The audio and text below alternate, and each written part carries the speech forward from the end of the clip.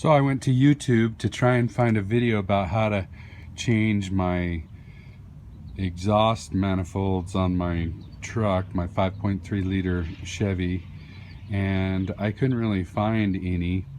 But one thing that I did that made it really easy is I took my wheel well off, and then it gave me access, really easy access to my exhaust manifold.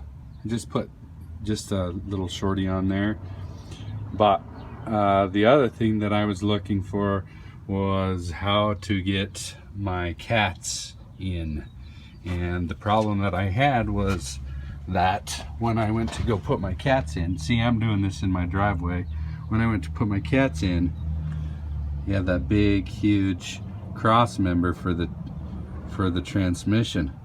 And when I took the old cats out, that cross member wasn't a problem because I just cut the old cats out with an angle grinder. But now it is a problem, and I'm going to have to take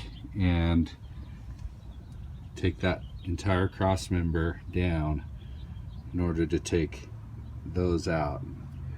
But for now, one thing that I did too is I made sure to label my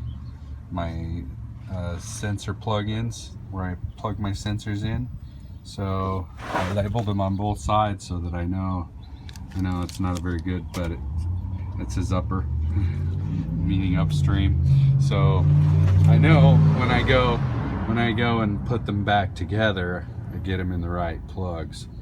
Anyway, that's my short video on how to change the exhaust manifolds and